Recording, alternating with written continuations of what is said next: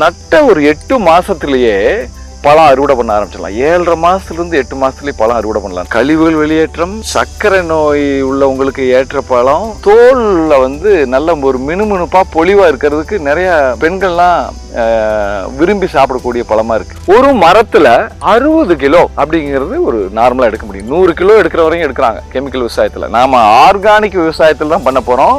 அங்க முறையில மரங்களுக்கு இடையில வளர்த்த போறோம். இதுல 60 கிலோங்கிறது 80 கிலோ வரைக்கும் அருமையா எடுக்கலாம். இது இன்னும் 12 மாசத்துக்கு தொடரும் இந்த காய்ப்பு. இந்த பப்பாளியில பாத்தீங்கன்னா எங்காவது வைரஸ் தெரியுதான்னு கேளுங்க. இப்ப இங்க வந்திருக்கவங்களே வைரஸே கிடையாது. நான் இதுக்கு வந்து பெருசா மருந்தே அடிக்கல இது வரைக்கும். இது நாங்க மெயினா கடலை, புண்ணாக்கு, அந்த மாதிரி மீன் அமிலம் இப்படி கொடுத்து கொண்டு வந்ததுதான் இது. 6 லட்சத்திலிருந்து 10 லட்சம் வரைக்கும் எளிதா இவன் மிச்சப்படுத்த முடியும் இந்த பயிரில். அது நீங்கள் மொத்தமாக இந்த காட்டை உருவாக்குறதுக்கான செலவு போக ஒரு பெரிய வருமானமே முதல் 2 வருஷத்துலேயே வந்துடும் இந்த காடு வளர்ப்பில்.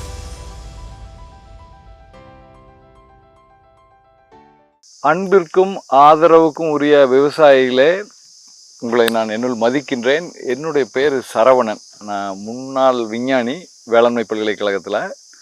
இப்போ ஒரு இயற்கை விவசாயி ஒரு 8 வருடமா. முதல்ல காட்டை அழிச்சு விவசாயம் பண்ணிக்கிட்டு இருந்தோம். இப்போ காட்டை உருவாக்கி விவசாயம் பண்ணுற ஒரு அற்புதமான நிலைக்கு வந்திருக்கிறோம். அது சாத்தியம், அதில் உள்ள பலன்கள் என்ன அப்படிங்கிறதெல்லாம் இப்போ நல்லா உணர்ந்து இப்போ அந்த மாதிரி காரியம் செய்ய ஆரம்பிச்சிருக்கோம். இந்த மாதிரி சந்தன மரம் வளர்த்த காட்டில் கன்று வைக்கும்போதே, சந்தன கன்று வைக்கும்போதே, பப்பாளியும் நடவு செய்யும்போது, இந்த காடு வளர்ப்புனாலே மரங்கள் வைக்கிறனாலே முதல் 3 வருஷம் 5 வருஷத்துக்கு ஒரு பெருசாக வருமானம் இருக்காது. ஆனால் நிறைய இடையில இடம் இருக்கும், ஆனால் பெருசாக ஒரு வருமானம் இருக்காதுங்கிற ஒரு நிலை இருக்குது. அதை பூர்த்தி செய்கிற மாதிரி இந்த பப்பாளி வந்து ஒரு அருமையான ஒரு ஊடுபயிராக இந்த மாதிரி வேளாண் காடுகளில் துவக்க கட்டத்தில் ரொம்ப ஒரு பேருதவியாக இருக்குது. இந்த மரக்கன்று நடும்போதே நட்டுட்டு இதனுடைய காலம் 2 வருஷம். 2 வருஷத்தில் இது வந்து காய்ச்சி இது ஒரு 24 மாதம் 30 மாதம் நல்லா மெயின்டைன் பண்ணால் வரும். அதுக்குள்ளே ஒரு நல்ல பலனை தந்துடுது. இது எப்படின்னா, நட்ட ஒரு 8 மாதத்துலேயே பழம் அறுவடை பண்ண ஆரம்பிச்சிடலாம். 7.5 மாதத்துலேருந்து 8 மாதத்துலேயே பழம் அறுவடை பண்ணலாம். 4 மாதத்துலேயே பூ பூத்துரும். 7.5 மாதத்துலேருந்து 8 மாதம் தான் அறுவடை ஆரம்பித்தோம்னா, பப்பாளியோட ஸ்பெஷல் என்னென்னா, இந்த மாம்பழம்னா அது சீசன், வாழைப்பழமே ஒரு டைம் தார் வெட்டிட்டா அப்புறம் இன்னொன்று வெயிட் பண்ணணும். இது அப்படி இல்லை. ஒன்ஸ் நீங்கள் ஹார்வெஸ்ட் பண்ண ஆரம்பிச்சுன்னா இது ஒரு, நம்ம பழையக்கர் சொல்கிற மாதிரி, இது ஒரு ஏடிஎம் மிஷின் மாதிரி தான்.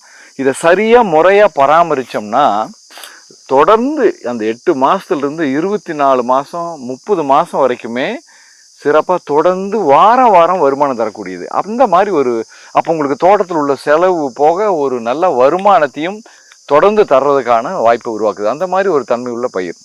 பப்பாளியோட நன்மைகள் என்னன்னு பார்த்தீங்கன்னா, கழிவுகள் வெளியேற்றுறதுல ஒரு மிக எல்லாருக்கும் தெரியும் இந்த பப்பாளியோட பங்கு. ஈவன் டாக்டர்ஸே சுகர் பேஷண்ட்ஸுக்கு, டயபெட்டிக் சர்க்கரை நோய் உள்ளவங்க, நீரிழிவு நோய் உள்ளவங்களுக்கு ரெக்கமெண்ட் பண்ணுற முதல் ஃப்ரூட் வந்து பப்பாளி. அது லோ கலோரி ஃப்ரூட்னு சொல்லுவாங்க. இப்போ அந்த அளவுக்கு ஒரு விட்டமின் ஏ அப்படிங்கிற சத்துக்களையும், அதே மாதிரி நோய் உள்ளவங்களுக்குமே ஒரு உகந்த பழமாகவும் அவங்க ரிகவர் ஆகிறதுக்கு ஒரு பெரிய அளவில் உதவக்கூடிய ஒரு பழமாக இருக்குது. கழிவுகள் வெளியேற்றம், சர்க்கரை நோய் உள்ளவங்களுக்கு ஏற்ற பழம், தோலில் வந்து நல்ல ஒரு மினுமினுப்பாக பொலிவாக இருக்கிறதுக்கு நிறைய பெண்கள்லாம் விரும்பி சாப்பிடக்கூடிய பழமாக இருக்குது. இதில் அந்த ஆன்டி ஆக்சிடென்ட் சொல்லக்கூடிய கழிவுகளை வெளியேற்றி, கழிவுகளை உடைச்சி வெளியேற்றி உடம்பை சுத்தப்படுத்துறது மூலமாக தோலில், முகத்தில் ஒரு பொலிவை உருவாக்கக்கூடிய அந்த தன்மை உள்ளது இந்த பழம். இது எப்படி வந்து இந்த மாதிரி வேளாண் காடுகள் திட்டத்தில் சிறப்பாக பொருந்ததுன்னா, இது இப்போ ஒரு நாங்கள் வந்து இது ஒரு 24 பண்ணது, 2024 ஜூன் மாதம் பிளான்டிங் பண்ணது இந்த சந்தனம்.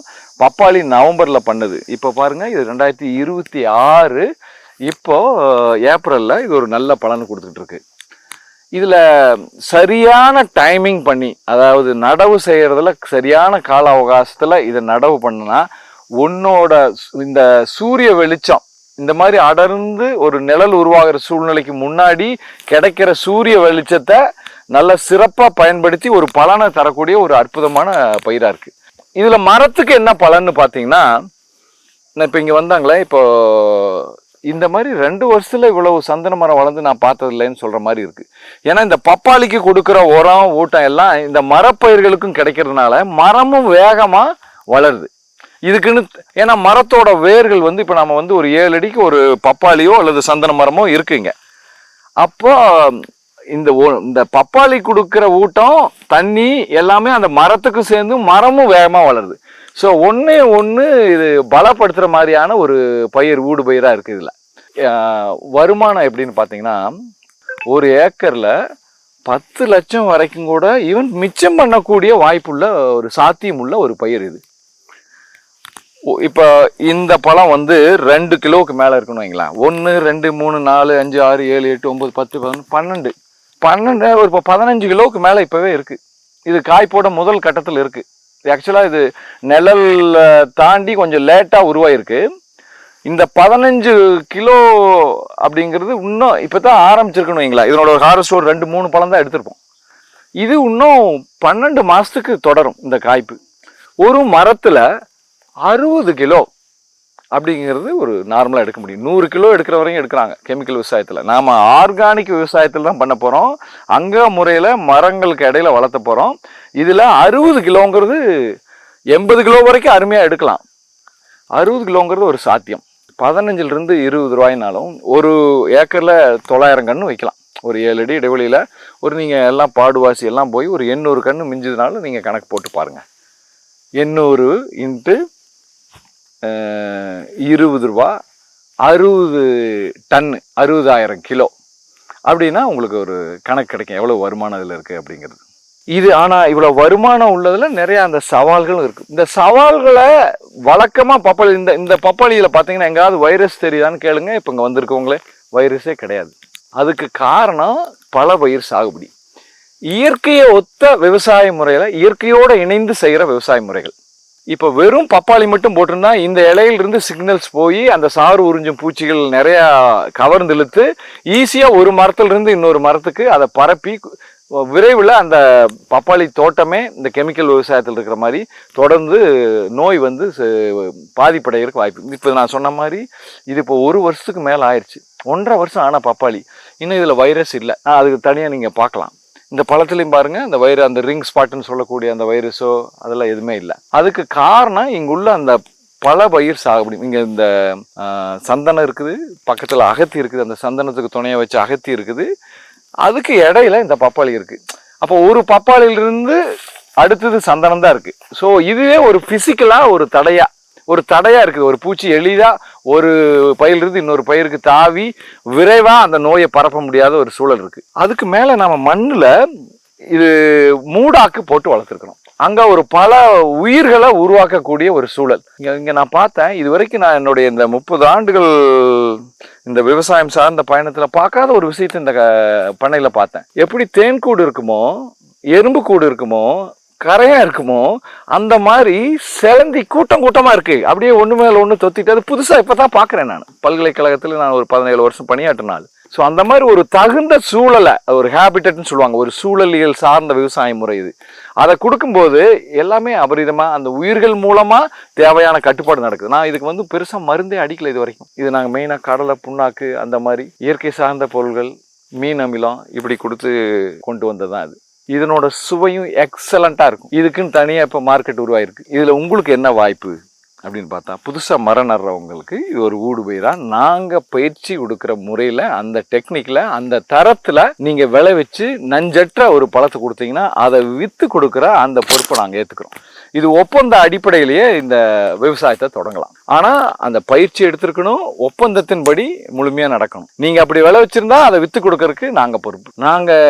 ஆனால் வேற ஒப்பந்தத்தை மீறி வேற யாருக்கும் விற்கக்கூடாது. எங்களுக்கு அந்த விலை இதெல்லாமே ஒரு உங்களுக்கு சொல்ற மாதிரி இந்த ஏற்ற இறக்கம் இல்லாம ஒரு நல்ல வருமானத்தை இந்த 2 ஆண்டுகள் முடிகிற சமயத்துல உங்களுக்கு கிடைக்கிற மாதிரி ஒரு அந்த வாய்ப்பு. ஆனா இதுல அந்த மாவு பூச்சி, இந்த வைரஸ், இந்த நோய்கள் முக்கியமா பப்பாளியில இது பரவாமல் இருக்கிறதுக்கு நாங்கள் சொல்கிற அந்த வழிமுறைகளை நீங்கள் அவசியம் பின்பற்றணும். அப்படி பின்பற்றி சக்ஸஸ்ஃபுல்லாக வந்தால் 6 லட்சத்திலிருந்து 10 லட்சம் வரைக்கும் எளிதாக ஈவன் மிச்சப்படுத்த முடியும் இந்த பயிரில். அது நீங்கள் மொத்தமாக இந்த காட்டை உருவாக்குறதுக்கான செலவு போக ஒரு பெரிய வருமானமே முதல் 2 வருஷத்துலேயே வந்துடும் இந்த காடு வளர்ப்பில். நண்பர்களே, காட்டில் விளையிற எந்த ஒரு பொருளுக்குமே ஒரு தனி மரியாதையாக இருக்கும். காட்டு தேன், மலை தேன் சொல்லுவாங்க, மலை வாழைப்பழம் சொல்லுவாங்க. இது எல்லாத்துக்குமே எப்படி அந்த ருசி கிடைக்குது, எப்படி அந்த வாசம் அரோமா கிடைக்குது அப்படின்னா அந்த சூட்சும மண்ணில் இருக்குது.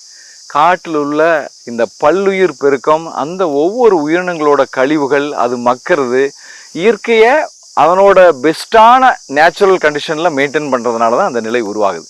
உதாரணத்துக்கு அங்கே நம்ம உழவு ஓட்ட மாட்டோம், அங்கே தனியாக காட்டில் யாரும் ஸ்ப்ரிங்க்லர் போட மாட்டாங்க. மழை பெய்யும், அந்த மலை ஈரமே இந்த இலைகள் தலைகள் கீழே லீஃப் லிட்டர்னு சொல்லக்கூடிய 1/2 அடி உயரத்துக்கு பக்கமாக பரவி இருக்கும். அது கீழே உள்ள மண் அப்படியே மக்கி கருன்னு உருவாகிருக்கும். அதுவே ஸ்பாஞ்சு மாதிரி தண்ணியை உறிஞ்சி வச்சுக்கும், பஞ்சு மாதிரி. அதுவே தொடர்ந்து அந்த அங்குள்ள உயிர்களுக்கான தேவையான ஒரு நீரை வழங்கிக்கிட்டே இருக்கும். அந்த ஈரப்பதம் மெயின்டைன் பண்ணிக்கிட்டே இருக்கும். அந்த சூழலில் அந்த ஈரப்பதம் மட்டும் இல்லை, அங்கே மக்கிற பல்வேறு தரப்பட்ட தாவரங்களோட இலை மக்குகள் இருந்து கிடைக்கிற சாரத்தை அந்த ஒரு குறிப்பிட்ட விதத்தில் இருக்கும். அது உரத்தில் இல்லாத ஒரு விசேஷமான ஒரு விதத்தில் இருக்கும். அதை இந்த பப்பாளி இது மாதிரி எந்த பழமரமாக இருந்தாலும், பலாமரமாக இருந்தாலும் சரி, அதை எடுத்துக்கிட்டு வளரும்போது அதில் உள்ள பழங்களில் அந்த ஆன்டி ஆக்சிடென்ட்ஸ் அப்படின்னு சொல்லக்கூடிய அந்த ரொம்ப ஃபீனால்ஸ்ன்னு சொல்லக்கூடிய அந்த சுவையையும் நோய் எதிர்ப்பு தன்மையையும் கூட்டக்கூடிய அந்த மூலப்பொருட்கள் அதிகரிச்சிருக்கு. அந்த மாதிரி தான் இயற்கை டிசைன் ஆகிருக்கு. எந்த அளவுக்கு இயற்கையோடு ஒத்து இருக்கிறோமோ அந்த அளவுக்கு ஆரோக்கியமான உணவு நம்மளுக்கு கிடைக்கும். அதனால தான் முதல்ல இப்போ பரிகாரம் பண்ணுற மாதிரி தான், காட்டை அழித்து விவசாயம் பண்ணாமல் காட்டை உருவாக்குறோம். இது ஒரு பிளைன்ஸ், இந்த 2 வருஷத்துக்கு முன்னாடி இது ஒரு குரங்காடுன்னு சொல்லுவாங்க, வெறும் கொழுக்கட்டை புல்லும் வேளாண் மரமும் இருந்த இடம்.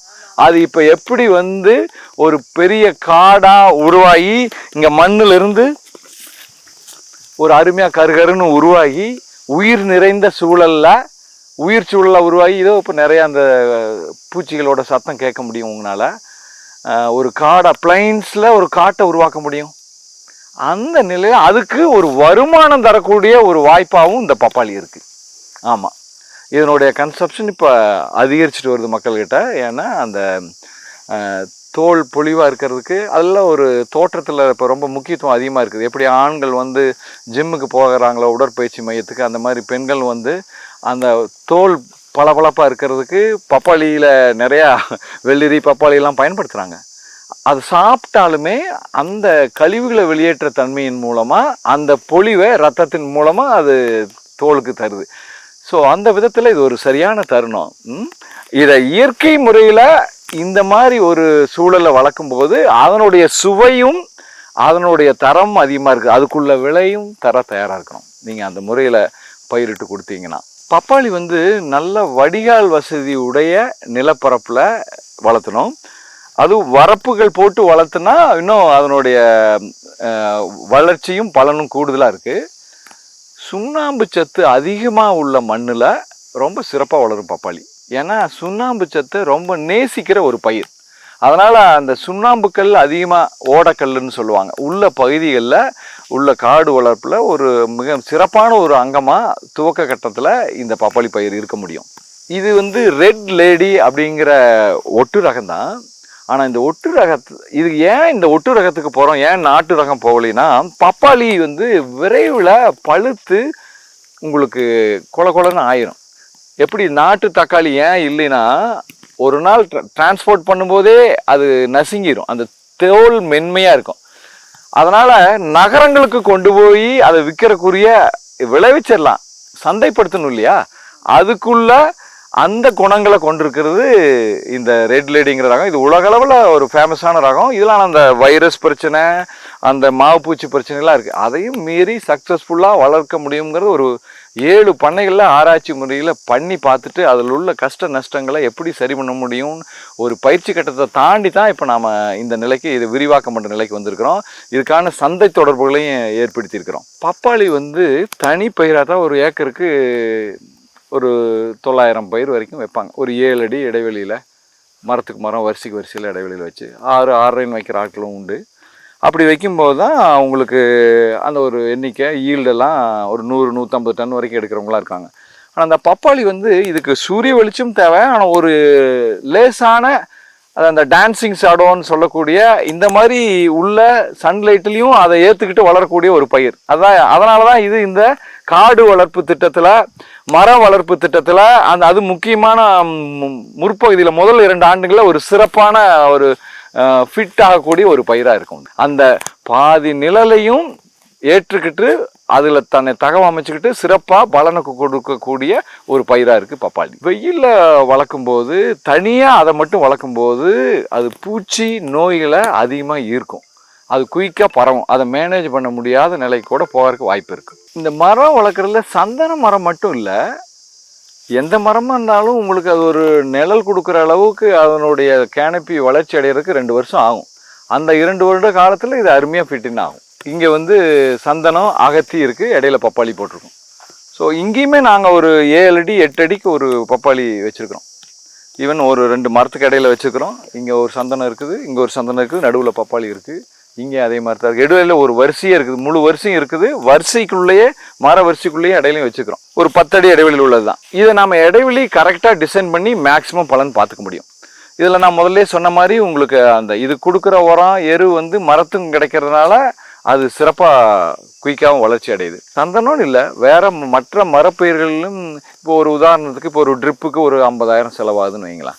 முதல்ல கண்ணுலாம் நீங்கள் ஈஷா மூலமாக உங்களுக்கு ஒரு மலிவான விலையிலே கிடச்சிரும். இதையெல்லாம் வச்சுட்டு இதுக்கு ஒரு செலவு வந்து ஒரு நிலம் தயாரித்து எல்லாம் பண்ணி ஒரு 60,000 அந்தளவுக்கு நீங்கள் செலவு பண்ணியிருக்கீங்கன்னு வைங்களேன். பண்ணி ஒரு ஆளை போட்டு பராமரிக்கணும். ஆக்சுவலாக மரத்தை நட்டுட்டு சும்மா அப்படியே விட்டுட்டு போகிறதுங்கிறத விட இதையும் ஒரு மரத்தை பயிராக பார்த்து இந்த பப்பாளிக்கு செய்கிற அந்த விஷயங்கள்லாம் மரத்துக்கும் சேர்ந்து கிடைக்கும்போது ரெண்டுமே ஒன்றுக்கு ஒன்று காம்ப்ளிமெண்டிங்காக ஒன்றுக்கு ஒன்று சப்போர்ட் பண்ணுற மாதிரி ஒரு சிஸ்டமாக உருவாயிருது. ஆமாம், இதில் அந்த மாதிரி மரப்பயிர்களில் பெரிய வைரஸ் நோயை பரப்பக்கூடிய அல்லது மாவு பூச்சி வரக்கூடிய அந்த மாதிரி பயிர்கள் எதுவும் இல்லை. அப்படிங்கிறனால அதனால் பப்பாளி பாதிக்கப்பட போகிறதில்ல. நாம் அப்படியே மாவு பூச்சிகள்லாம் வந்தாலுமே அதை நாம் எப்படி ஏர்லி ஸ்டேஜிலே தடுக்கிறதுங்கிறதுக்கு வெறும் தண்ணியே போதும் நம்மளுக்கு. அதை தகுந்த முறையில் பயன்படுத்தினா அதை நம்ம தடுத்துட முடியும்.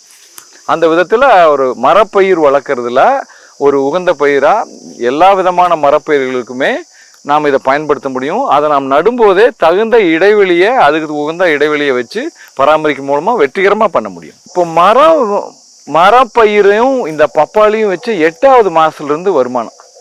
முதல்ல வந்து உங்களுக்கு ஒரு ஏக்கர் நட்டுருந்தால் ஒரு ஃபஸ்ட்டு பறிப்பில் ஒரு 20 கிலோ 40 கிலோன்னு ஆரம்பிக்கும். அதுவே உங்களுக்கு 500 கிலோ 3/4 டன்னுன்னு போயிடும் 3 வாரம் 4 வாரம் கழிச்சு. அதுவே நீங்கள் இப்போ 2 ஏக்கர் வச்சுருந்தீங்கன்னு வைங்களேன். ஸோ உங்களுக்குன்னு தனியாக ஒரு வண்டி நிறைய லோட் பண்ணுற மாதிரி ஒரு 9வது 10வது மாதத்துலாம் 10 நாளைக்கு ஒருக்கா 1.5 டன் அப்படிங்கிற மாதிரி பலனை இந்த பப்பாளி கொடுக்க ஆரம்பிக்கும். அதை மொத்தமாக அப்போ உங்களுக்கு வாரம் வாரம் ஒரு வருமான வாய்ப்பு. இது ஒரு சம்பாத்தியம், ஒரு சம்பளம் வாங்குற ஒரு மாதம் 1 லட்சம் சம்பளம் வரக்கூடிய அந்த லெவலுக்கு ஈக்குவலாகவும் விவசாயத்தில் நிகர லாபத்தையே கொண்டு வர முடியும். இந்த மரப்பயிரில் போதுமான ஏரியா நாம் பிளான் பண்ணி அதுக்குள்ளே ஆளை போட்டு சரியான நேரத்தில் நிர்வாகம் பண்ணால்.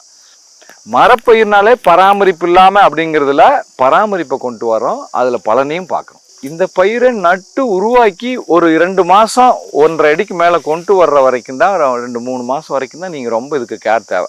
நடும்போதும் அதுக்கு அடுத்ததும் முக்கியமாக அந்த 1 மாத காலகட்டத்தில். அப்புறம் அது தானாக வளர்ந்துக்கு போகுது. பின்னாடி இந்த காய்ப்பு வந்து அந்த மாதிரி நோய் தாக்கக்கூடிய வாய்ப்பு இருக்கிற சமயத்தில் நாம் சரியாக கண்காணிப்பில் இருக்கணும். இதை கண்காணிக்கும் போது நாம் மரத்தையும் கண்காணிப்போம், மரப்பயிரையும் சரியாக நாம் ஒரு பராமரிக்க முடியும். அதுலேயும் கூடுதல் வருமானத்தை நாம் பெறதுக்கு வாய்ப்பு நாமளே வழங்கிக்கிறோம். இப்போது இந்த இடத்துல பார்த்திங்கன்னா இந்த பப்பாளிக்கு இதுக்கு ஒரு 5 அடி தான், இந்த சந்தன மரத்துக்கு இதுக்கு 3 அடி தான் இடைவெளி இருக்குது. இந்த மாதிரி இருக்கிறப்போ இந்த மரத்தில் ரொம்ப நிழல் அதிகமாக பாதிக்கப்பட்டதுனால பெரிய அளவுக்கு காய் இல்லை. அப்போது இதில் பெரிய அளவுக்கு பூ காயே உருவாகலை. ஸோ அந்த தகுந்த இடைவெளி கொடுக்கும்போது தான் இதில் பலன் அதிகமாக இருக்கும். ரொம்ப நிழல் அதிகமானாலும் அதுக்கு பவர் கட் மாதிரி தான். அதனால் கிடைக்கிற சூரிய வெளிச்சத்தில் சரியாக வளர்கிற மாதிரி நாங்கள் 7 அடியிலேயே நல்லா பர்ஃபார்ம் பண்ணியிருக்குது. இப்போ அந்த மரத்துக்கு 7 அடி தான், 2லேயுமே காய்ப்பு இருக்குது. அதை இதில் குறிப்பாக அந்த வெளிச்சத்தை, மரத்துக்கு இடையில் உள்ள வெளிச்சம் ஒரு 2 வருஷத்துக்கு போதுமானதாக கிடைக்கிற இடைவெளியில் இதை நாம் நடணும். இந்த பயிர் சாகுபடி முறையில் நீங்கள் 12க்கு 12 10க்கு 10 முதல்ல இருந்தது, 12க்கு 12 சொன்னாங்க. ஆனால் ஒரு மரப்பயிர் நல்லா ஒரு அதனுடைய சுற்றளவிலிருந்து முழுசாக அதனுடைய வாழ்நாளில் சத்துக்களை போதுமான அளவு எடுத்துட்டு திறம்பட வளரணும்னா இன்னும் அகலமான இடைவெளியே தேவைப்படும். இந்த பயிர்களில் ஒரு 15க்கு 1 அப்படிங்கிறத இடைவெளியில் வச்சுட்டு இடையில அந்த 7 அடி இடையில ஒவ்வொரு பப்பாளி வைக்கும்போது உங்களுக்கு பப்பாளி மூலமாக பலன் வந்துடும். பப்பாளிக்கு கொடுக்கக்கூடிய உரம் எரு எல்லாம் மரத்துக்கு சேர்ந்து அந்த மரத்தோட திரட்சி வந்து மொத்தமாக அந்த வெயிட்டு டன்னேஜ் வந்து உங்களுக்கு இந்த 12 அடியில் அல்லது 10 அடி இடைவெளியில் கிடைக்கிறதே வந்து இந்த 15 இடைவெளியிலும் கிடைச்சிரும். ஏன்னா ஒரு பயிரோட ஊக்கமான அந்த வளர்ச்சி பருவம் அதனுடைய நாற்றிலிருந்து ஒரு மரமாக உருவாகிற அந்த பருவத்துக்கு போதுமான நீரும் ஊட்டமும் கிடைச்சிருச்சுன்னா அது மலமலன்னு சிறப்பாக வளர்ந்துடும். அதை நாம் ப்ரொவைட் பண்ணுறதுக்கு இந்த அகன்ற இடைவெளியும் இந்த ஊடுபயிர் முறையும் சிறப்பாக இருக்கும். ஆதரவுக்குரிய விவசாயிகளே, இந்த பப்பாளி எப்போ ஹார்வெஸ்ட் பண்ணணும், எப்போ அறுவடை பண்ணணும்னா, இதோ இப்போ பார்த்தீங்களா இதில் அந்த மஞ்சள் கலரில் பழுக்க ஆரம்பிச்சிருக்கு. இது பட்டை அடிக்கிறதுன்னு சொல்லுவாங்க. 1 2 3 4 5 ஒரு இளம் மஞ்சள் இளம் பச்சை கலந்த ஒரு நிலை. இதில் பறிக்கிறத விட இந்த மாதிரி நல்ல மஞ்சள் அடித்து இன்னும் ஆரஞ்சு கலராக மாறின அந்த பழத்தையும் காட்டுவோம். அந்த நிலையில் பறித்து உடனடியாக சந்தைப்படுத்தும் போது தான் இதனுடைய சுவை சூப்பராக இருக்கும். ஆனால் பொதுவாக இப்போ நீங்கள் மார்க்கெட்டில் வாங்குறது ஏன் அந்த அளவுக்கு சுவையாக இல்லைன்னா, அவங்க இப்போ வியாபாரிகள் நஷ்டப்படக்கூடாது, கடைக்காரர்கள் நஷ்டப்படக்கூடாதுங்கிறதுக்காக இப்போ இந்த மாதிரி பட்டை முழுசாக அடிக்காத இந்த நிலையிலேயே லைட்டாக இப்போ இந்த பழத்தில் பார்த்தீங்கன்னா நான் காட்டுறேன், இதை பறிச்சே காட்டுறேன். இதில் இன்னும் முழுமையாக வந்து மஞ்சள் ஆகலை. இதோ இதை பறிச்சோடனே இதில் பால் வரும். இந்த பால் கையில் பட்டால் கை எரியும். ஸோ அதனால் அது க்ளவுஸ் போட்டுக்கிட்டு பண்ணுறது நல்லது. இதில் பார்த்தீங்கன்னா இது இயற்கை விவசாயத்தில் விளையுது அப்படிங்கிறதுக்கு இதெல்லாம் உதாரணம். ஒரு குருவியோட எச்சம் இதை நம்ம கழுவிட்டு சாப்பிடணும். இயற்கைனா இந்த எச்சம் நம்மளை ஒன்றும் பண்ணாது. இப்போ இந்த கன்சியூமருக்கு இந்த எஜுகேஷன் தேவை. நாம் ஒரு தரமான பொருளை ஒரு தரமான விலைக்கு விற்கிறது தான் நோக்கம். அப்படிங்கும்போது இது பழுத்த பிறகு தான் பறிக்கணும். பழுக்காதுக்கு முன்னாடியே பொறிச்சு ஒரு 5 நாளைக்கு நம்ம வச்சுக்கலாம் விற்கிறதுக்கு, நஷ்டப்படக்கூடாதுங்கும் போது அப்போ தரம் குறையும். முழுசாக பழுத்த பழம் தான், பிஞ்சிலேயே பழுத்தது சுவை இருக்காது. முழு ஆரோக்கியம் சுவையும் திருப்தியும் வேணும்னா அது நல்லா இந்த கலர் ஆரஞ்சு கலரில் ஒரு 2 புள்ளி ஆயிருக்கணும். அந்த ஸ்டேஜில் பறித்தோம்னா தான். ஆனால் அது இந்த மாதிரி சம்மர் காலத்தில் ரொம்ப ஒரு 2 நாள் தான் தாங்கும். அதுக்குள்ளே அதை சந்தைப்படுத்தணும். அப்போ இதில் ஒரு கன்சியூமராக ஒரு வாடிக்கையாளராக ஒரு உணவை பயன்படுத்தக்கூடிய ஒவ்வொரு குடும்ப உறுப்பினர்களும் ஞாபகம் வச்சுக்க வேண்டியது என்னென்னா, இந்த பழங்கிறது நல்லா பழுத்துருச்சுன்னா ஒரு 2 நாளில் சாப்பிட்றணும். அப்போது அதுக்குள்ளே சந்தைப்படுத்துறதுக்கு இதுக்கு நிறைய காரியம் செய்யணும். இதுக்கு பேப்பர் சுற்றி ஒன்றோட ஒன்று நீங்கள் மின்னுவதெல்லாம் பொண்ணெல்லாம்னு சொல்லுவாங்க. அந்த மாதிரி இப்போ இதில் செலந்தி கூடு இருந்தாலோ அல்லது இந்த மாதிரி ஏதாவது குருவி எச்சங்கள் இருந்தாலோ அதை பார்த்து அருவருக்கக்கூடாது. அது வந்து ஒரு சான்று.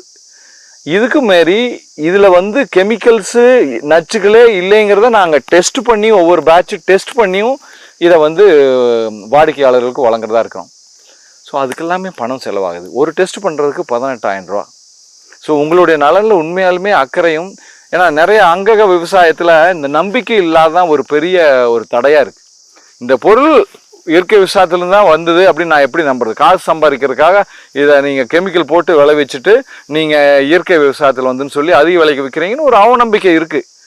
அதையும் உடைக்கிறோம்.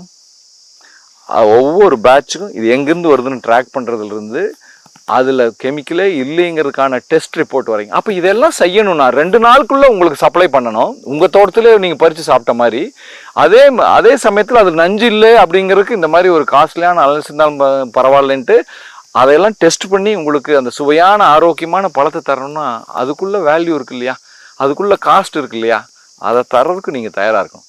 அப்போ இந்த இயற்கை விவசாயம்ங்கிறது அந்த விலை கிடைச்சா தான் அந்த விவசாயினால் விளைவிக்க முடியும். நீங்களும் ஒரு லாபமான ஒரு திருப்தியான ஒரு விஷயம் கிடைச்சா தானே அந்த விலையை தருவீங்க. அதே மாதிரி அந்த விவசாயத்தை தர்றது சவாலானது. அதுவும் மற்ற 150 டன் விளைவிக்கிற ஒரு விவசாயியோட போட்டி போட்டுட்டு இந்த 60-70 டன் விளைவிப்பார். இவருக்கு அந்த 60-70 டன்னில் அப்போ நீங்கள் ஒரு 10 ரூபாய்க்கு அவங்க எடுக்கிறாங்கன்னா இது 20 ரூபா கொடுத்தா தான் அது கட்டுப்படி ஆகும். இது உண்மை. இதை புரிஞ்சுக்கணும் ஒரு வாடிக்கையாளராக. அப்போ இயற்கை விவசாயம் வளர்றதுங்கிறது விவசாயம் மட்டும் பொறுத்து இல்லை, நீங்கள் கன்சியூமர், நீங்கள் வாடிக்கையாளர், நீங்கள் கொடுக்குற பொதுமக்கள் கொடுக்குற விலையிலும் தான் இருக்குது. அதுக்கு உகந்த விலையை, காசுக்கு தகுந்த பணியாரம், அதுக்குந்த விலையை கொடுங்க, அதுக்கு தகுந்த விளைபொருள் வரும். அந்த நிலைக்கு வரணும். அப்போ ஒவ்வொரு குடிமகனும் ஒவ்வொரு குடும்ப உறுப்பினருக்கும் இதில் பொறுப்பு இருக்குது. ஆரோக்கியமான உணவு வாங்கலாம். எல்லாத்துலேயும் இப்போ காரில் லட்சக்கணக்கில் அதிகமாக கொடுத்து, துணியில் ஆயிரக்கணக்கில் அதிகமாக கொடுத்து, வீட்டில் கோடிக்கணக்கில் அதை செலவு பண்ணி எல்லாம் தரமாக பண்ணும்போது உணவுக்கு ஏங்க அந்த விலையை தரக்கூடாது? அந்த தரத்துக்குள்ள விலையை தாங்க, தரமான உணவு உங்களுக்கு கிடைக்குது. இப்போ இந்த 2 பழம் சைஸில் ஒன்று தான், ஆனால் இதில் எது டேஸ்ட்டாக இருக்கும்னா, என்னுடைய வலது கரத்தில் உள்ள இந்த மஞ்சள் டு ஆரஞ்சு கலருக்கு பழுத்து உருவாயிருக்கிற அந்த நிலை உருவாக்குறது தான். இதுதான் முதிர்ந்து பழுத்த ஆரோக்கியமான பழம். இதில் தான் சுவை நல்லாயிருக்கும். இதில் லைட்டாக இப்போ தான் பட்டை அடிக்க ஆரம்பிச்சிருக்கு. இது பழுத்துதுன்னா இதில் அந்த முழு சுவை கிடைக்காது. ஆனால் இது 4 நாளைக்கு தாங்கும். இது ஒரு 2 நாள் 3 நாளில் சாப்பிட்டாங்கிற மாதிரி ஒரு நிலை இருக்கும். இதை அந்த குறிப்பிட்ட காலத்துக்குள்ளே உங்களுக்கு கொண்டாந்து சேர்க்கறதுக்கான ஏற்பாடுகள் செய்ய ஒரு ஆன்லைன் ஆர்டர், உடனடியாக அதுக்கு ஆன்லைன் டெலிவரி, அதுக்கு தனியாக உங்களுக்கு பயணித்து இந்த பழம் உங்களுக்கு வந்து சேரும்.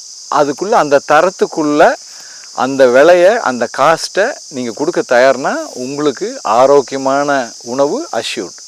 நண்பர்களே, பூமி தாய்ங்கிறோம், மதர் எர்த்தும்போம் இல்லைங்களா? அப்போது அதுக்கு மண்ணுக்கு உயிர் இருக்குதுங்கிறான். உயிர் இருக்கிற ஒவ்வொரு உயிருக்கும் அடிப்படையாக என்ன தேவை? நீர், உணவு, உறைவிடம். இது எல்லாம் ஒவ்வொரு உயிருக்கும் அடிப்படை தேவைகள். மண்ணுக்கு உயிர் இருக்குதுங்கிறான். பூமி தாயின்னு சொல்கிறோம். நம்மளுக்கு உணவு கொடுக்குற இந்த மண்ணுக்கு நாம் உணவு கொடுக்குறோமா? அது ஒரு உயிர்னா அதுக்கு உணவு கொடுக்கணும்ல. ஒவ்வொரு உயிரும் அதுக்கு தகுந்த உணவு தேவைப்படும். மண்ணுக்கு எவ்வளோ உணவு தேவைப்படும்? இந்த உரம் மாதிரி, உரம்ங்கிறது நீங்கள் சாப்பாட்டில் சேர்த்துற அந்த உப்புங்கிற அளவு தான், அந்த அளவு தான், அந்த உப்பு மாதிரி தான். அதிகமான என்ன சாப்பாட்டில் உப்பு என்ன ஆகுமோ அதே தான் மண்ணுக்கும் செய்யும் உரம். சரி, அப்போது நீங்கள் கொடுக்குற குப்பை, நான் தான் ஒரு வண்டி 2 வண்டி 2 டிராக்டர் குப்பை அடிச்சுனேங்களாம். அது பொரியல் மாதிரி தான். சாப்பாடுன்னா நீங்கள் கொடுக்கவே இல்லை. ஏன்னா மண் 1 கிராம் மண்ணில் 1 லட்சத்துக்கு மேலே உயிர்கள் இருக்குதுன்னு தெரியும். நீங்கள் பார்க்காத உயிர்கள் தான். இப்போ இதில் எவ்வளோ உயிர்கள் இருக்கணும், அதெல்லாம் இருந்தால் அதில் மண்ணோட உயிர்த்தன்மை, உயிர் ஆற்றல், அதிலிருந்து விளையக்கூடிய பொருளோடைய தரம் எப்படி இருக்குங்கிறத அனுபவப்பட்டு சொல்கிறேன். இந்த மாதிரி மூடாக்கு அப்படிங்கிறது இதுதான் காட்டில் இருக்கிறது, லீஃப் லிட்டர்னு சொல்லக்கூடியது. இயற்கையிலேயே படைப்புலேயே அதனுடைய உலர்ந்த இலைகளே எப்படி உங்களுடைய முன்னோர்கள் அல்லது பெற்றோர்களுடைய அனுபவம் உங்களுக்கு வழிகாட்டுதலாக ஒரு சப்போர்ட்டாக இருக்குமோ, அதே மாதிரி அதனுடைய இலைகளே தொடர்ந்து மக்கி அதுக்கு ஒரு உணவாகவும் உருவாகுது. அந்த மாதிரி 1/2 அடிக்கு 3/4 அடிக்கு அப்படியே படிஞ்சிருக்கணும். அதையே அந்த இயற்கையில் காட்டில் உள்ள சூழலை, அங்கே சாப்பாடு கிடைக்கிது மண்ணுக்கு, அதே நிலையை அந்த இயற்கையை பார்த்து கற்றுக்கிட்டு நம்ம மூளையை மினிமமாக பயன்படுத்தி இப்படி ஒரு கட்டு மூடாக்குங்கிற ஒரு முறையில் ஏற்படுத்தும் போது தான் இங்கே ஏகப்பட்ட உயிரினங்கள். இங்கே பாருங்கள், இதை எடுத்த உடனே நிழல் கிடச்சிருச்சா? அப்போ வெயிலில் இல்லை, ஒரு உயிருக்கு நிழல் தேவை. அதுக்கு இந்த மாதிரி இதுதான் வீடு. மண்ணுள்ள உயிர்களுக்கு நம்ம கட்டி கொடுத்த வீடு. இதுதான் வீடு, இதுதான் உணவு, இதுதான் நீரையும் ரொம்ப காலத்துக்கு வழங்குது. நீங்கள் இந்த மூடாக்கு போட்டுட்டா 1 ஏக்கர் மட்டும் பண்ணுறதுக்கு பதிலாக 2 ஏக்கர் பண்ண முடியும். ஏன்னா சூரிய ஒளி படுறதில்ல, நீர் ஆவியாகாது, ஈரம் அப்படியே இருக்கும். அதில் மரமும் அங்குள்ள உயிர்களும் பயன்படுத்துனது போக. ஸோ இது ஒரு காட்டு பப்பாளின்னு சொல்லுவேன் நான். அந்த சூழலை அப்படியே உருவாக்குறவங்க. மூளையை மினிமமாக பயன்படுத்தினா மினிமமான பாதிப்பு சூழலுக்கு. இதுக்கு பேர் சூழலியல் வேளாண்மை. ஒரு மனிதன் எப்படி ஒரு குடும்பம் தேவையோ அந்த அவனுடைய தேவைகள் எல்லாம் ஒரு குடும்பத்தின் மூலமாக பாதுகாப்பு, அன்பு, ஆதரவு, அரவணைப்பு இதெல்லாம் கிடைக்கும்போது அவனுடைய பர்ஃபார்மன்ஸே சூப்பராக இருக்குதோ, இந்த மண்ணுக்கும் தகுந்த சூழலை கொடுத்தா அதிலிருந்து வர்ற உணவும் தரமும் ஆரோக்கியமாக இருக்கும். நண்பர்களே, ஒரு விஷயத்தை நம்பிக்கையோடு செய்யும்போது வெற்றி, அதனுடைய பலன் எப்படி இருக்கும்னு உங்களுக்கு தெரியும். ஒரு உணவு சாப்பிடும்போது தான் எப்படி ஒரு காங்க்ரீட் பில்டிங்கில் சேஃபாக இருக்கீங்களோ அந்த மாதிரி ஒரு உணவும் இதில் எவ்வளவு மருந்து அடிச்சிருப்பாங்களோ, என்னென்ன நஞ்சு இருக்குமோ அப்படின்னு அந்த பயமே இல்லாமல் இது ஆரோக்கியமாக இயற்கை சூழலில் அற்புதமாக நஞ்சு இல்லாத நிலையில் விளைவிக்கப்பட்டதுங்கிறத ஆசையாக சாப்பிடும்போது அந்த ஆரோக்கியம் அப்படியே இறங்கும் உங்கள் உடம்புக்குள்ளே. அதுக்கு நாங்கள் என்ன உத்தரவாதம் தர்றோம்னா, இங்கிருந்து விளையக்கூடிய ஒவ்வொரு பேட்ச்லேயும் டெஸ்ட்டு சாம்பிள் எடுத்து அதை அனலைஸ் பண்ணி அதில் பூச்சி மருந்து இல்லை, கனரக உலோகங்கள் இல்லை அப்படிங்கிறத உறுதிப்படுத்திட்டு அதில் எந்த மருத்துவ குணங்கள் மிக்க, அதாவது ஃபீனால் அப்படிங்கக்கூடிய வேறு விட்டமின்ஸ், ஆன்டி ஆக்சிடென்ட்ஸ் இதெல்லாம் எவ்வளவு இருக்குது அப்படிங்கிற அந்த தகவல்களையும் தரதா இருக்கும். அப்போ இதெல்லாம் பண்ணணுன்னா, இந்த நம்பிக்கைக்கு உங்களுக்கு கொண்டு வரணும்னா, இந்த உத்தரவாதத்தை தரணும்னா, ஒரு இன்சூரன்ஸ்னால் அதுக்கு ப்ரீமியம் கட்டுறீங்க இல்லையா, அந்த மாதிரி இது ஒரு உணவுலேயும் நம்ம நாட்டில் உள்ள பிரச்சனையே தரத்துக்கு மரியாதை இல்லாமல் இருந்தது தான். அதனால் அதுதான் விவசாயிகளோட நிலையும் ரொம்ப கீழே போயிடுச்சு. வெறும் குவான்டிட்டி அதிகமாக விளைவிக்கணும்னு உரத்தையும் மருந்தையும் போட்டு அது அவங்களுக்கும் பாதிப்பாகி விளைச்சல் அதிகமாகி விலை குறைஞ்சு கன்சியூமருக்கும் பாதிப்பான ஒரு நிலை இருக்குது. அப்போ இந்த சொசைட்டிலே, இந்த சமுதாயத்திலே விவசாயிகளுக்கும் பயன்படுத்துகிற மக்களுக்கும் ஒரு பெரிய மறுமலர்ச்சிங்கிறது எப்படி இருக்கும்னா, தரம் சார்ந்த வேளாண்மை. தரம்ங்கிறது சுத்தம், நியூட்ரிஷன், ஆரோக்கியம், சத்துக்கள், இதை உறுதிப்படுத்தக்கூடிய ஒரு வேளாண்மை முறை. இதை உணர்ந்து அதுக்குள்ளே விலையை தரணும். எப்படி மற்றதுலாம் காசுக்கு தகுந்த பணியாரங்கிறீங்க, காசுக்கு தகுந்த காரு, காசுக்கு தகுந்த வீடு, மாடி வீடுனா இன்னொரு கோடி. அப்போது இதுலேயும் அப்படி தானே, காசு இல்லாமல் ஒரு காரியம் செய்ய முடியுமா? இதை விளைவிக்கிறது பாதி விளைச்சல் தான் வரும். அப்போ விலையும் கூடும் இல்லையா? எதுக்கோ செலவு பண்ணி, அதுக்கு ஆஸ்பத்திரிக்கு லட்சக்கணக்கில் செலவு பண்ணுறதுக்கு யோசிக்காமல் செலவு பண்ணுறவங்க, அது வர்றதுக்கு முன்னாடியே இந்த மாதிரி ஒரு ஆரோக்கியமாக உருவாக்குற முறைக்கு அதுக்குரிய விலையை கொடுத்தீங்கன்னா இந்த முறையும் பரவும்.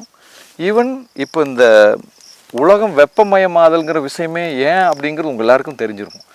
கரியமில வாயுங்கிற கார்பன் டை ஆக்சைடு ரொம்ப அதிகமாகறதுனால நிறைய எல்லாரும் காரு, ஒரு வீட்டுக்கு 2 காரு, இண்டஸ்ட்ரி எல்லாம் புகையாக எரிக்க வேண்டியதான், பெட்ரோல் டீசல். அதை வளர்ச்சின்னு சொல்கிறோம். ஆனால் அந்த வளர்ச்சியோட இன்னொரு பக்கம் சுற்றுப்புற சூழல் மாசுபாடு. அதனால் திரும்ப பாதிப்பு நம்மளுக்கே தான்.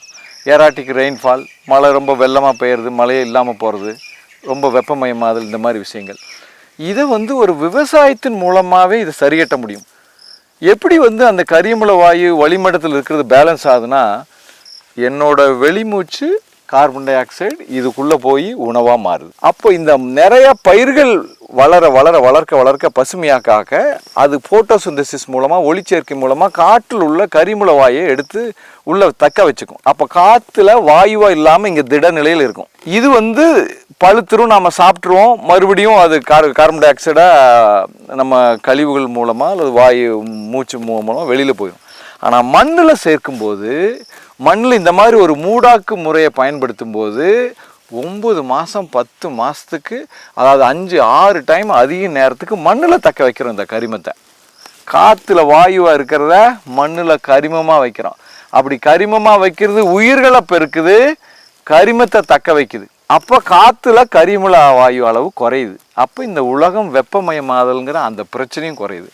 ஸோ இந்த தீர்வுங்கிறது அரசாங்கத்துக்கிட்ட, அமெரிக்கா கிட்ட அப்படி இல்லை, இந்த ஒவ்வொரு கன்சியூமர்கிட்டும் இருக்குது. இந்த முறையை, இந்த மாதிரி மண்ணில் கரிமத்தை கூட்டக்கூடியங்கிறது மண்ணோட ஆரோக்கியத்துக்கு அடிப்படையான தேவை.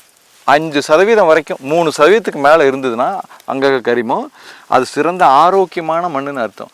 ஆரோக்கியமான மண்ணு தான் அங்குள்ள ஆரோக்கியமான மனிதர்களை உருவாக்க முடியும். இதுக்கெல்லாம் வாய்ப்பு இருக்கா, இதெல்லாம் நம்ப முடியுமா அப்படின்னா, நம்ம பஸ்ஸில் ஏறியோ அல்லது காரில் ஏறியோ ஒரு இடத்துலேருந்து இன்னொரு இடத்துக்கு போய் சேர்றதுக்கே நாம் தயங்குவோம். உணவையும் இப்படி ஆரோக்கியமாக விளைவிக்க முடியும், விளைவிக்கிறாங்க அப்படிங்கிறத நம்புனா, அந்த நம்புறதுக்கான டேட்டாவும் தர்றோம் ரிசல்ட்டோட. அதை நம்பி அதுக்குள்ளே விலையை கொடுத்து வாங்கும்போது தான் இந்த மாதிரி விவசாய முறைகள் உருவாகும். இந்த மாதிரி விவசாய முறைகள் இருந்தால் தான் ஆரோக்கியமான உணவு விளையும். ஒரு 100 வருஷத்துக்கு முன்னாடி கிடச்ச மாதிரி நஞ்சற்ற உணவு விளையும். அப்போ அந்த உணவுக்கான வாய்ப்பை கொடுக்குற பொறுப்பு குடும்ப தலைவிகிட்டவும் குடும்ப தலைவர்கிட்டவும் இருக்குது. அதுக்கான தேர்வு எடுக்கிறது குடும்ப தலைவி, அதுக்கான பொருளாதாரத்தை வழங்குறது பொதுவாக சொல்கிறேன் அந்த குடும்ப தலைவர். அப்போ தான் அந்த மாற்றம் நடக்கும். அப்போ உங்களுடைய அடுத்து எஞ்சியுள்ள வாழ்நாட்கள் அல்லது உங்களுடைய குழந்தைகள், சிறுவர்கள் அவர்களுடைய முறையில் இப்படி வாங்கணுங்கிறது ஒரு கலாச்சார ரீதியாக ஒரு மாற்றமாக உருவாகணும். சந்தைக்கு போனோம், கடைக்கு போனோம், டிபார்ட்மெண்டல் ஸ்டோர் போனோம், நல்லா பளபளன்னு ஃப்ரெஷ்ஷாக இருக்கிறத எடுத்தோம், நல்லா இருக்குது, பார்க்குறக்கு நல்லா இருக்குதுன்னு, அப்படி அது ஒரு நடிகைகள் மாதிரி அழகு சார்ந்த விஷயம் இல்லை உணவுங்கிறது. அதில் கெமிஸ்ட்ரி சார்ந்தது. அது இந்த மாதிரி இங்கே பார்த்தா இந்த தோட்டம் சுத்தமாக இல்லை, நீட்டாக இல்லை. ஆனால் இதுதான் உணவு. மண்ணுக்கு உணவு கொடுக்கணும்னா நிறைய குப்பை, நம்மாழ்வார் சொன்ன மாதிரி குப்பை மேடாக இருக்கணும் காடு. அப்போ தான் அது ஆரோக்கியமான மண். அதனால் மனுஷன் வந்து அயன் பண்ணி ஷர்ட் போட்டிருக்கிற மாதிரி நீட்டாக இருக்கணும், பார்த்தா அழகாக இருக்கணும், மின்னணும், கலராக இருக்கணும், பெருசாக இருக்கணும்னு நினைக்கிறதெல்லாம் உங்கள் ஆரோக்கியத்துக்கு நீங்கள் ஒவ்வொரு நாளும் குழி பறிக்கிற மாதிரி தான், துரோகம் பண்ணுற மாதிரி தான். ஒரு ஆரோக்கியமான சூழல்னால் அதில் அழகை பார்க்கக்கூடாது, அப்பியரன்ஸை பார்க்கக்கூடாது. அது என்ன முறையில் வளர்க்குது. எல்லா விஷயமும் வளர்ந்துருச்சுங்க. கார் இருக்குது, ஃப்ளைட் இருக்குது, டிரான்ஸ்போர்ட்டேஷன் ஒன்று இதுக்கு மேலே தேவையா? ராக்கெட்டெல்லாம் தேவையில்லை நம்மளுக்கு. நினச்சா குயிக்காக எல்லா பக்கமும் உலகம் ஃபுல்லாக ட்ராவல் பண்ணலாம். அதே மாதிரி கம்யூனிகேஷன் நினச்சா உலகம் ஃபுல்லாக இப்போ தொடர்பு கொள்ளலாம். தொழிலில், பொருட்களில், கம்யூனிகேஷனில் எல்லாத்துலேயும் வளர்ந்துருச்சு. ஆனால் உணவுத்துறையில் தரம் ரொம்ப கீழே போயிடுச்சு. ஒத்துக்கிறீங்களா? எல்லாம் வளர்ந்துருச்சு உணவுத்துறைக்கு. இது யார் சரி பண்ணணும்? விவசாயி தான் சரி பண்ணணும்னா விற்பனை பண்ணி லாபகரமாக விவசாயம் இருந்தால் தானே அதை சரி பண்ண முடியும். லாபகரமாக ஒரு விவசாயம் இருக்கணும்னா அவர் பண்ண செலவுக்கு மேலே அவருக்கு வந்த விளைச்சலுக்கு ஒரு உரிய விலை கிடைச்சா தான் அதை அவர் தொடர முடியும். இல்லைன்னா எல்லா விவசாயத்தை விட்டுட்டு டவுனுக்கு தான் வருவாங்க. சாப்பாட்டுக்கு எங்கே போவீங்க? விவசாயத்தில் மாற்றம் வந்தால் தான் அதுக்கு ஒரு விடிவு காலம். மாற்றம்ங்கிறது ஆப்போசிட் டைரக்ஷனில் போகக்கூடாது. எது தேவையோ அதை நோக்கி நகரணும். எது தேவையில்லையோ, எது மாறணுமோ திரும்ப திரும்ப அதை மாற்றாமல் அந்த நிலைக்கு போகக்கூடாது. உற்பத்தி உற்பத்தி உற்பத்தின்னு போனால் இதே பிரச்சனை தான். சப்ளை அண்ட் டிமாண்டுங்க. எவ்வளவு தேவை இருக்குதோ அந்த தேவைக்கு அளவாக சப்ளை இருந்துச்சுன்னா விலை போதுமானதாக இருக்கும். எல்லாரும் நிறையா உற்பத்தி பண்ணி மக்கள் தொகை பெருக்கம்ங்கிறதெல்லாம் மட்டுப்பட்டு ரொம்ப 20 வருஷம் 30 வருஷம் ஆயிடுச்சு.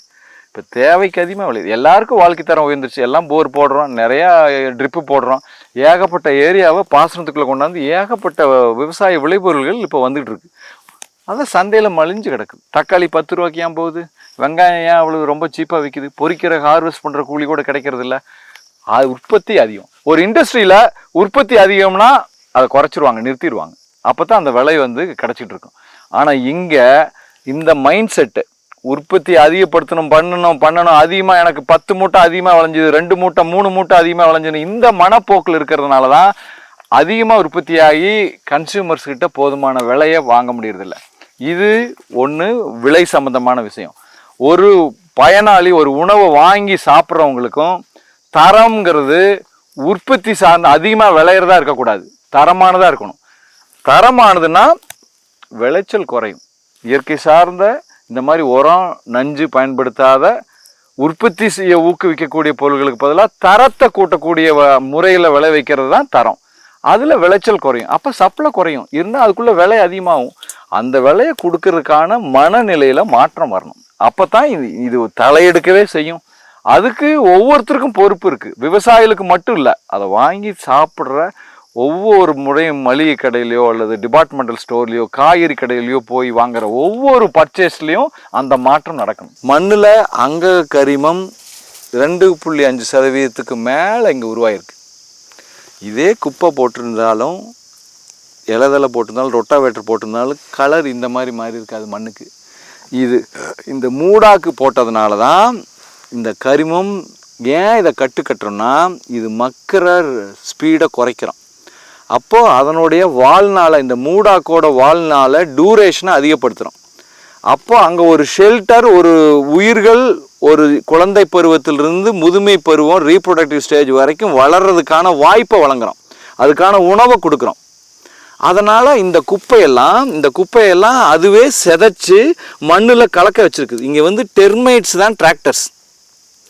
பொலன்னு இருக்கு இல்லையா மண், இதோ பொலன்னு இருக்குது. வேர் அப்படியே மேலே தேடி வந்திருக்கு. வேருக்கு தெரியும் இல்லையா எது தேவைன்ட்டு. இதெல்லாம் சென்சார். உங்களுடைய மொபைலில் தான் இருக்குதுன்னு நினச்சிக்காதீங்க.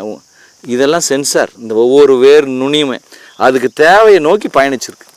அப்போ இந்த கலரில் இருக்கிறதுல 3% வரைக்கும் கருமம் உருவாயிருக்கு. இது இவ்வளோ எளிதாக பண்ண முடியும். தொடர்ந்து இந்த மூடாக்கம் மெயின்டைன் பண்ணிகிட்டு இருந்தால் இதுக்கு மேலே கூடுமோ ஒரே குறையாது. ஆனால் இதுக்குன்னு உங்கள் உணவுக்கு எவ்வளோ முக்கியத்துவம் கொடுக்குறீங்களோ அந்த மாதிரி மண்ணுக்கும் உணவுக்கு முக்கியத்துவம் கொடுக்கும். அதுக்குன்னு ஒரு ஏரியா ஒதுக்குனா தான் இது உருவாக்க முடியும். ஏரியா குறைஞ்சிருச்சுன்னா விளைச்சல் குறையும்னு நினைக்கலாம். விளைச்சல் குறைஞ்சா தான் தரம் அதிகமாகும், விவசாயிக்கு விலையும் கிடைக்கும். விவசாயி வாழ்ந்தா தான் சந்தோஷமாக தன்னிறைவாக இருந்தால் தான் தரமான பொருளை, நஞ்சற்ற பொருளை இந்த சமுதாயத்துக்கு வழங்க முடியும். இல்லைன்னா எல்லாம் போகிறான், விவசாயத்தை புறக்கணிக்கிறான் அப்படின்னு சொல்லிட்டு அவர் மருந்தாக அடித்து குவான்டிட்டி அதிகப்படுத்தி அது மூலமாக லாபம் சம்பாதிப்பான்னு நினைப்பார். அது அவருக்கும் பிரச்சனை தான், விலை குறைஞ்சிரும். ஒரு நஞ்சோட உணவை சாப்பிட்டு குறைவான விலைக்கு வாங்கிட்டு அதிகமான விலையை ஆஸ்பத்திரியில் கொடுக்குற நிலைக்கு அந்த உணவை சாப்பிட்ற மக்களும் தள்ளப்படுவாங்க. அதனால் மண்ணுக்கு உணவளிப்போம், ஒரு மாற்றமுள்ள மறுமலர்ச்சி உள்ள சமுதாயத்தை, ஆரோக்கியமான சமுதாயத்தை உருவாக்குவோம்.